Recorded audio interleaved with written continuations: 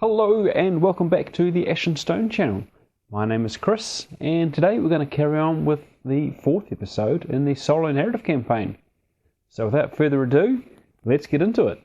Baridoc is furious. Outmaneuvered by goblins, his oathsworn cut down while dragging him from the fight, and the town master Harbin Moore, claiming ignorance of the goblins' numbers. Are these not his lands? Does he not employ scouts? The foolishness of man is only eclipsed by his own foolishness in trusting them. Silver, however, glimmers in the deep. The detachment of archers prove themselves most courageous, and Baridoc names them Stout Hearts. Additionally, word arrives from the Southpass Stockade. The Dwarves of Southpass eagerly welcome Baridoc, and keenly pledge themselves to his cause. The orcs of the Silver Mountains are a menace that must be removed. They even offer Baridoc engines of war, provided he can help in clearing the dead from the lumbermill.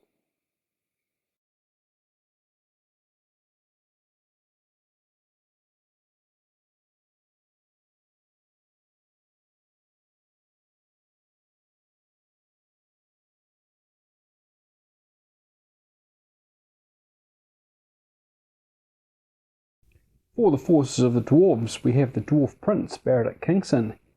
He will be leading the Spears of Southpass, 19 dwarf spearmen. We have the dwarf wizard Thazik. He will be a level 2 wizard. He'll have Fleet Feet and Stoneheart. We have Forgrin Shieldsplitter. He will be leading 14 dwarf militia of the Southpass Sawyers. And then we have 10 dwarf archers, the Stouthearts. And for the forces of the undead, we have Moxus the Reanimator, a 2nd level necromancer with poison blades and reanimate. His apprentice Gideon Hex, the level 1 necromancer with reanimate. We have 20 skeleton spearmen, 20 skeleton soldiers, and 10 skeleton archers. And here is the field all set up ready to go. Undead on the left, dwarves on the right. The structures will all be impassable terrain, and the fields are difficult terrain. Let's start with an initiative roll. Blue for the dwarves and ivory for the undead. Let's get that back in there. A 10 for the undead, we'll see them take initiative, but we have double 9s from the dwarves, so let's find out what event happens there. So it seems the ancestors bless this dwarven expedition. They've had the blessing of the ancestors' strange event, giving them an extra level of shielding for this turn. So let's start the game by activating Moxus the Reanimator. I imagine he calls himself 2 dice then 5s. He does not successfully activate, so good start. He's just going to turn. The dwarves will start by activating Thazik, 2 dice, needing 4s. He succeeds with a 9. He will use his first action to turn slightly, and as his second action, he will cast Stoneheart on the dwarven militia. So 2 dice requiring 8s, and he succeeds. Excellent. So the militia's defence is going to go up by 1.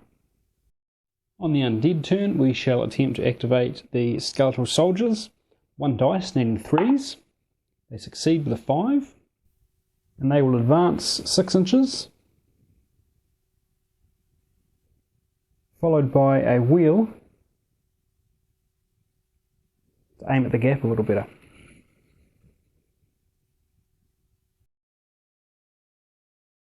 Next up, we're going to activate the Southpass Sawyers. 2 dice, needing 4s. They succeed with an 8. And they will be advancing up to the gates, the archway. But they currently do not have the movement to clear it, so they will have to stop there. On the undead turn, we will attempt to activate the skeletal spearmen. 1 dice, needing 3s. They succeed with the 10, and they will advance 6 inches.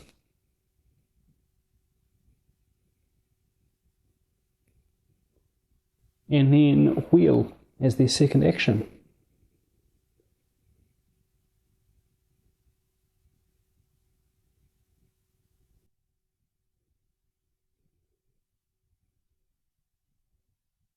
Next up, we shall activate Baridoc and the Spears of Southpass. 3 dice, needing 4s. They succeed with a 10. They will advance 5 inches. Followed by 2.5 as their second action.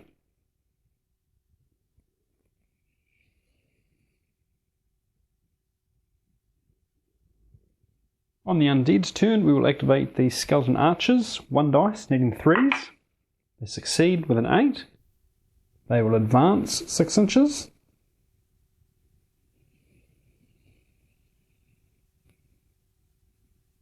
And we'll check the range and see what they can hit. The skeleton archers are just in range to shoot the Spears of Southpass with Baridoc. So they will be making a shot using 3 dice because the dwarves have shielding 2 due to the protection of their ancestors. So shoot 0, plus 1 if they have an extra rank is shoot 1. On defense 10 means that they will require 9s. Nothing there. The last dwarf unit to activate will be the Stout Hearts. They get 3 dice because they are within 6 inches of Baridoc and they will require 4s. They succeed with an 8. So we'll start the dwarves activation by moving them forward 5 inches. And I doubt they're in range of anything, but we'll check anyway. I take that back. They are within range of the skeleton spearmen, so they're going to shoot at them. They will get 4 dice. Nope, they will get 5 dice because skeletons never benefit from shielding. They'll have 5 dice. They are shoot 2, plus 1 if having an extra rank, but minus 1 for moving. So shoot 2 on defense 9, they will require 7s. We have 1-2 casualties there. That gets halved to 1 because they are skeletons. And the skeletons automatically pass their morale check. As a reaction at the end of the skeleton's turn, Gideon Hex is going to turn and face that direction. Then he shall attempt to activate. He'll be using 2 dice and he will require 5s.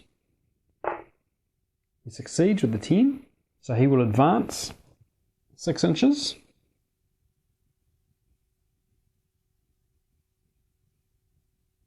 And then he will wheel on that front corner.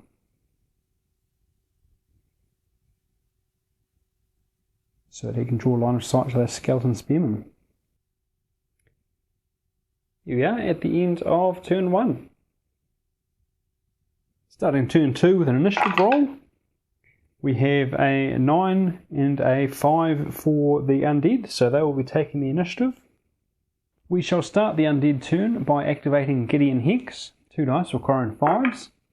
He succeeds with a 9 and another 9.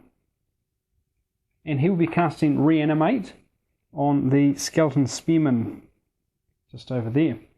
So he will require a 4. He gets 1 dice because he's a level 1 spellcaster. He succeeds with a 6. So we replace that casualty. And then he is going to advance 6 inches as his second action. Thazak is going to pivot and face that direction. Then it is the dwarf's turn, and we will be attempting to activate Thazak. 2 dice requiring 5s. He succeeds with a 9. And he will be attempting to cast Stoneheart on the Spears of Southpass. 2 dice requiring 8s. He succeeds with a 10. So their defense is now 11. And as his second action, he's going to advance a bit and stay with the army. Moxus, the Reanimator, is going to pivot on the spot. And on the undead turn, he will attempt to activate. 2 dice requiring 5s. He succeeds with a 9, and he will be attempting to cast Poison Blades onto the skeleton soldiers. 2 dice requiring 5s. He succeeds with an 8. He's then going to use his second action to advance.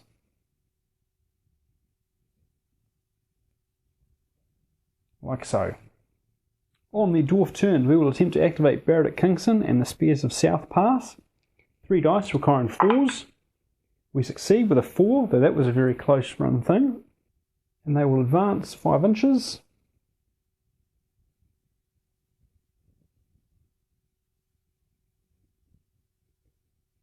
Followed by a further 2.5.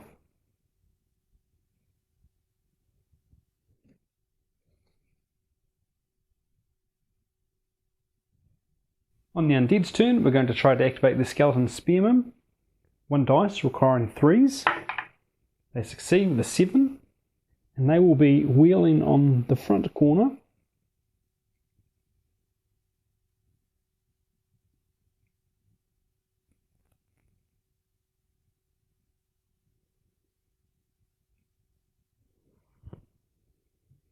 And then advancing 6 inches into combat with the dwarves.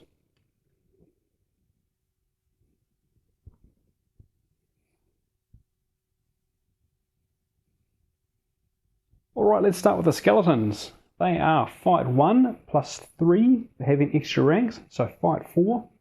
On defense 11 because of Stoneheart. So 4 on 11, they will require 7s.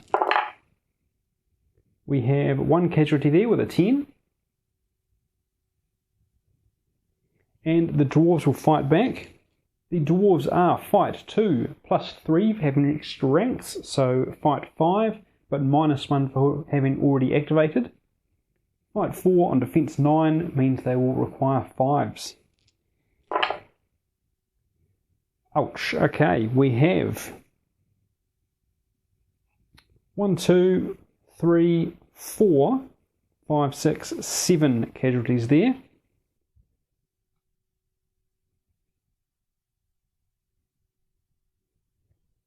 Because the 2 10s there exceeded the target number by 5, they cause an extra casualty.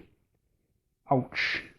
So the dwarves must make a morale check. They're at -1 for the casualty, but +1 for having more than 2 full ranks.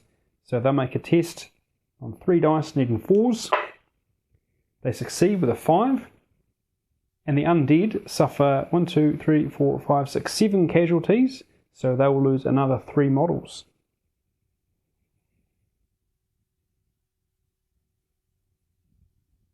Then, as the winners of the fight, the dwarves will choose to push back the skeleton the skeleton spearmen 1 inch.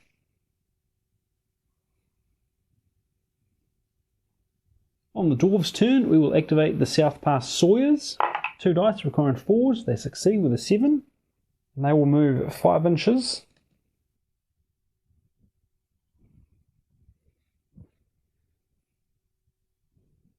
Followed by a further 2.5.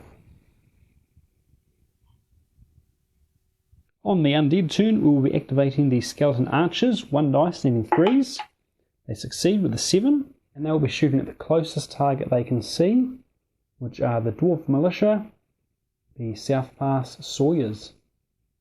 They receive 5 dice, shoot 0, +1 for having an extra rank, against a defense of 10 because of Stoneheart. Means they will require 9s to cause casualties.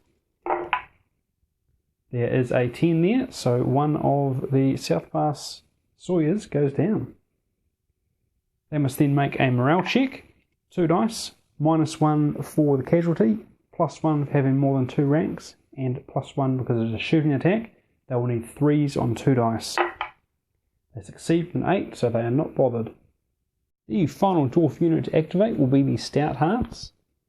They are out of range of Baridoc, so they will be using 2 dice this time. 2 dice requiring 4s. They failed their activation, so they can only take a simple action. They are not in range of anybody, because they can no longer draw line of sight to those spears. So instead, they will be advancing 2.5 inches into the field.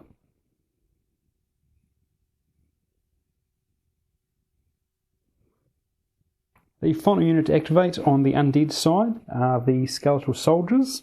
So they will require 1 dice needing 3s. They successfully activate with an 8. The first action will be to wheel on the front corner and then advance 6 inches.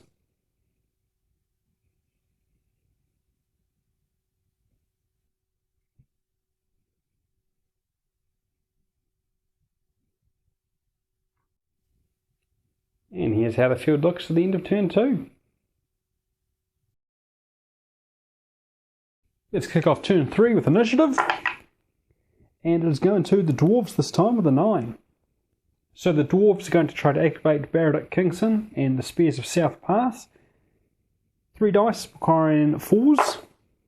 They succeed with an 8. And their first action will be to move straight forward into those skeleton spearmen. So they will receive 5 dice, including the champion dice. They are fight 2 plus 2 for having 2 extra ranks. Fight 4. On defense 9. They require 5s. We have 2 casualties there. Are they casualties if they're already dead? And make that 3 because one of those is the champion die. These skeletons will be fighting back. 5 dice. Fight 1 plus 1 for having an extra rank gives us fight 2 on defense 11 because of Stoneheart. So needing 9s. And we have nothing there. The dwarves well and truly won that. The skeletons lose an additional 1 because they took 3 casualties. And the dwarves are going to force them back by 1 inch. The undead will begin their turn by attempting to activate the skeletal soldiers. 1 dice requiring 3 or more. They succeed with a 3. The skeletons will move directly forward 6 inches. And then followed by another 3 as their second action. Alright, let's start with the skeletons. They are fight 1 plus 3 for extra ranks, being fight 4 on the militia's defense 10 because of Stoneheart. If they cause 2 or more wounds, they'll cause an additional 1 because the skeletons have had poison blades cast on them. So, fight 4 on defense 10, they require 6s. We have 1, 2, 3, 4 casualties caused there, plus an additional 1 for poison blades. So there are 5 casualties. The Southpass Sawyers will fight back. They receive 5 dice, plus the champion dice, because Forgrin Shield Splitter is in the unit. They are fight 3, plus 1 for having extra rank, so fight 4 on defense 9. They will require 5s. 1, 2, 3, 4, 5 casualties there, double from the champion dice. And that's going to leave the combat even. So the dwarves must make a morale check. 2 dice, minus 5 for casualties. So they will need 9s. They succeed with a 10. And the skeletons have minus 5 for casualties, but plus 1 for being over 2 ranks. So they're going to lose by 4, so they take 2 more casualties. And then both sides are pushed back by 1 inch.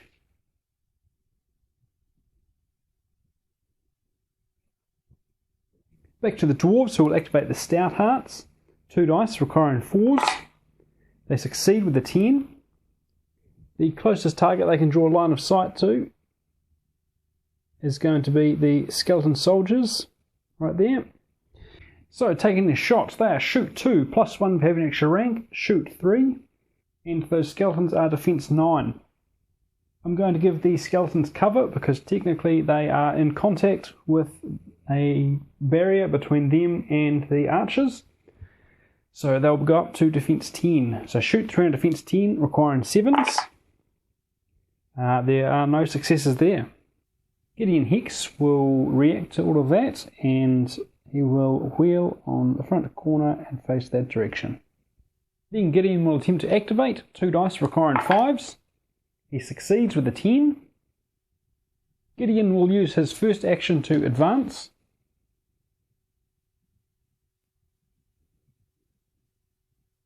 And then his second action will be used to cast Reanimate on the Skeleton Spearman. So he gets 1 dice requiring a 4. He succeeds with an 8. So 1 Skeleton Spearman comes back. The Dwarves will activate Thasic, 2 dice requiring 4s. They succeed with a 6. And Thasic will be attempting to cast Fleet Feet on Baridoc Kingston and the Spears of Southpass. 2 dice requiring a 5. He succeeds with a 10. Moxus the Reanimator will try to activate, 2 dice and 5s. And he fails again. It must be that voice. In that case, he's just going to sit there. He's not got a lot else to do. And instead, we shall attempt to activate the Skeleton Archers. Seeing as they are the last unit left, 1 dice, needing 3s. They failed their activation, but they can still shoot if something's in range. The Dwarf Archers in the distance are the only unit within range and line of sight. So we'll take 5 shots at them. The Skeleton Archers are shoot 0, +1 for having an extra rank, but -1 for failing the activation. So shoot 0 on defense 10, they will require 10s. And there is nothing there. Here we are at the end of turn 3, with Gideon hiding behind the dwarf bunker. Turn 4 begins with an initiative roll, as always. Let's roll in the tray.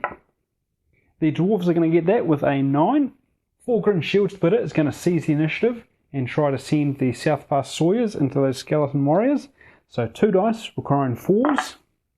He succeeds with a 9. So they're going to move directly forward and into combat. So 4 dice, including the champion dice. They are fight 3. They no longer have an extra rank, so no bonuses there. Fight 3 on defense 9. They will require 6s. There is 1 success there with a 9. So 1 skeleton goes down. The skeletons fight back. They are fight 1. +1 for having an extra rank, giving them fight 2, 5 dice on defense 10, needing 8s. There is 1 success there, so 1 more dwarf goes down, and we'll call that combat a draw. So both sides are going to get forced back by 1 inch. The skeletons have -1 for a casualty, but +1 for having more than 2 ranks, so no extra casualties there. The dwarves have to make a morale check. They receive -1 for the casualties they have suffered, so they'll make a roll, 2 dice requiring 5s. They succeed with a 9. While that combat was happening, Gideon is going to pivot like so. And note, it is a pivot only. You cannot wheel, as I did earlier. And then he's going to attempt to activate. 2 dice requiring 5s.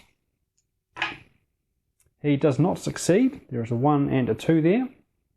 So he'll make a single action, which is going to be to move. He is going to move over this way.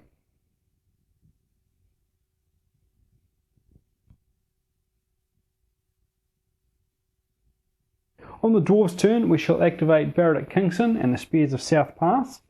They get 3 dice and they will need 4s. They succeed with a 9.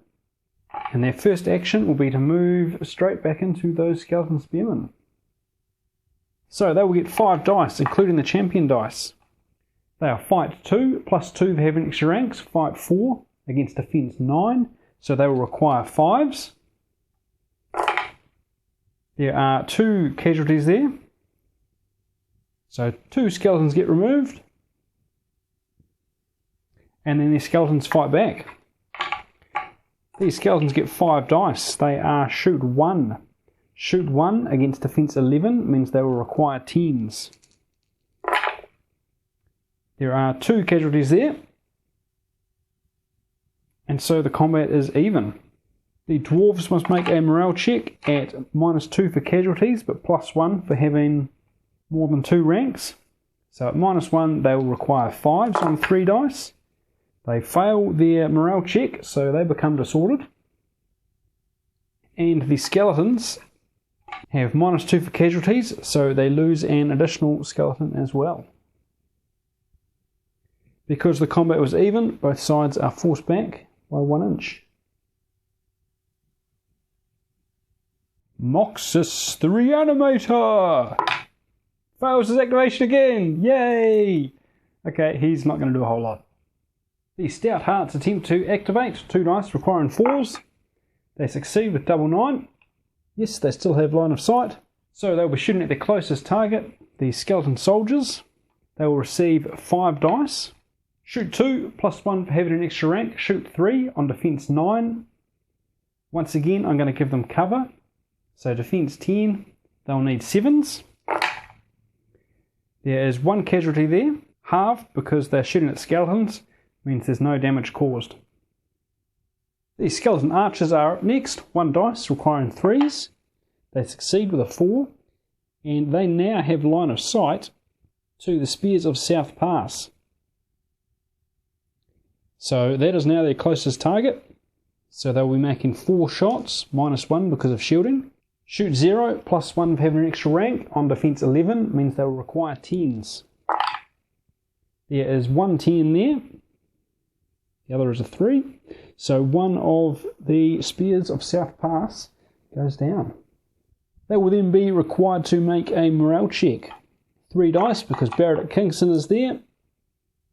They are -1 for the casualty, -1 for being disordered, +1 for a shooting attack, and +1 for having more than 2 ranks. So it's a straight roll requiring 4s. They succeed with a 6, though that was a close run thing again. The final unit to activate is Thazik. He will require 2 dice needing 4s. He succeeds with a 9, and he will be casting Stoneheart on the archers. Why not? 2 dice requiring 8s. He does not succeed this time. Here we are at the end of turn 4. The Dwarves' advance seems unstoppable. Initiative on turn 5 goes to the Undead with an 8. The Undead will start by activating the Skeleton Spears. 1 dice needing 3s. We succeed with a 10. And they will be moving right into the Dwarves there. So they will get 4 dice because there are 4 of them. They are fight 1 on defense 11, so they will require 10s. Nothing there, pretty close with 2 9s, but not close enough. The Dwarves will then strike back. They get 5 dice, including the champion dice. They are fight 2 +2 for extra rank, giving us fight 4 on defense 9, requiring 5s. There are 1, 2, 3, 4, 5 casualties there. So that is the rest of those skeletons wiped out. Double from the champion dice and double from the 10. On the Dwarves' turn, we'll start by activating Forgrin and the Southpass Sawyers. 2 dice requiring 4s. They succeed with a 7, and they'll be moving straight into contact with those skeleton soldiers. So the Southpass Sawyers are fight 3. They'll receive 5 dice, including the champion dice, because Forgrin is there. Fight 3 on defense 9 requires 6s. There are 1, 2, 3 successes there. So 3 skeletons go down. And the skeletons fight back. These skeletons will receive 5 dice. They are fight 1, +1 for having an extra rank. Fight 2 on defense 10 means they'll require 8s. There is 1 10 there, so another of the Southpass Militia goes down. The Southpass Militia must now make a morale check. 2 dice, -1 for suffering a casualty, means they will require 5s. They succeed with a 10. As for the Undead, they suffered 3 casualties, so they're at -3, so they're going to lose 1 more skeleton soldier. The dwarves definitely won that, so they will be forcing the skeletons back by 1 inch. On the undead's turn, we're going to attempt to activate Moxus. Come on, Moxus, do a thing. Yes. Alright, he is going to cast a spell. I think we're going to go with Reanimate on the skeleton soldiers. And hope we roll well. So we need a 4 to succeed. If we get a 10, we will be able to raise more than just the 1. Nope, and he doesn't succeed. Alright. Come on, Moxus. The Stout Hearts will be the next to activate. 2 dice requiring 4s. They succeed with a 6. And as they can no longer draw a line of sight to the skeleton soldiers, they will be shooting at the skeleton archers in the distance. 5 dice. Shoot 2. +1 for having an extra rank. Shoot 3. On defense 9 means they will require 6s. We have 2 hits there, which halve because they are skeletons. Means that 1 skeleton archer goes down. These skeleton archers are next up. So 1 dice requiring 3s. They succeed with a 9. And once again shooting their closest target. They will be shooting at the Spears of Southpass. So 4 dice because of shielding. They are shoot 1. Oh, sorry, they are shoot 0. They no longer get a bonus for having an extra rank. So shoot 0 on defense 11 means they will require 11s. So looking for 10s first. Nothing there, so never you mind that. Bazik, the wizard, will be the next one to activate. 2 dice, needing 4s. Succeeds with a 4. And he will be casting Fleet Feet on the Southpass Sawyers. 2 dice requiring 5s. He succeeds with a 10 and gets Fleet Feet cast on the Southpass Sawyers. Gideon will be using that moment to pivot on the spot and face that direction. He will then attempt to activate 2 dice requiring 5s. He succeeds with a 5 and he will be casting Reanimate on the skeleton unit you can see, which are the skeleton soldiers in the distance. He gets 1 dice, needing 4s. He succeeds with a 5, so we get 1 skeleton soldier back. Here we are at the end of turn 5. Initiative for turn 6 goes to the undead with a 10. And they're going to start by activating Gideon again, because at least he's reliable. 2 dice requiring 5s. Ah, Gideon, you were the chosen one. Alright, and then he is going to back it up by 3 inches. On the dwarves' turn, we're going to attempt to activate Baridoc and the Spears of Southpass. They're at -1 for being disordered, so they will need 5s on 3 dice. They succeed, and they are no longer disordered. And making 1 simple action, they will be advancing 5 inches.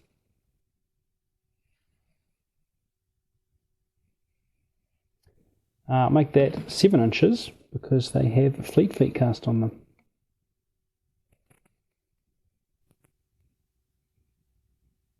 The undead will try to activate Moxus.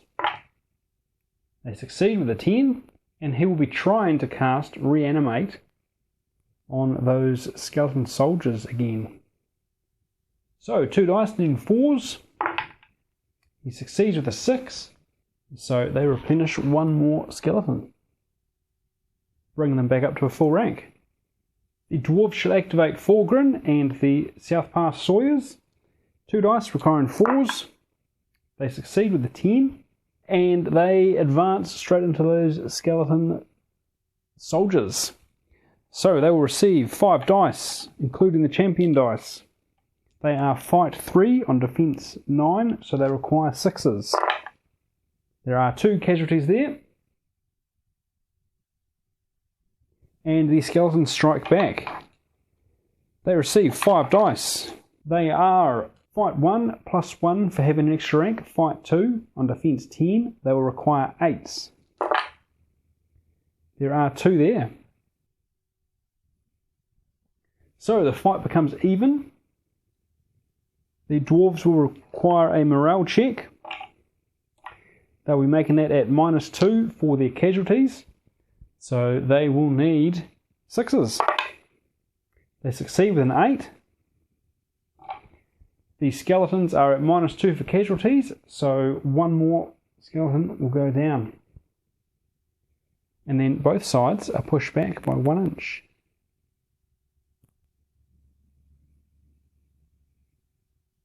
The last unit to activate on the undead side will be the skeleton archers. 1 dice needing 3s. They succeed with a 9. So they will be shooting into the flank of the spears of Southpass. The skeleton archers will get 4 dice because you can shield from shooting to your flank. They are shoot 0 against defense 11, so they will need 11s.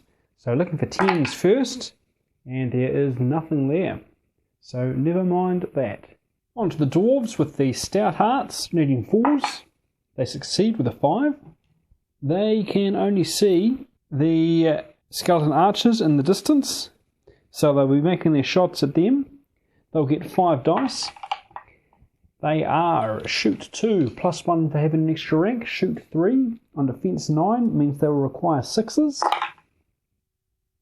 There are 2 there, halved because they are skeletons. So the skeleton archers suffer 1 casualty. The last remaining unit to activate will be Thazik. 2 dice requiring 4s. He succeeds with a 5. And he will be casting Stone Heart on the dwarf archers directly in front of him. 2 dice needing 8s. He does not get it this time either.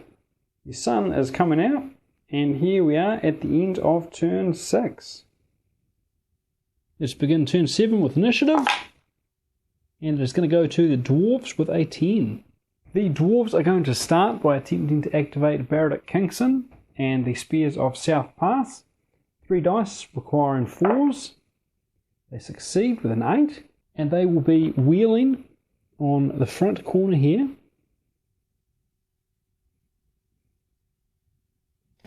Whoops, making a mess. And then advancing up to 7 inches. Straight at poor Gideon there, who didn't back away fast enough.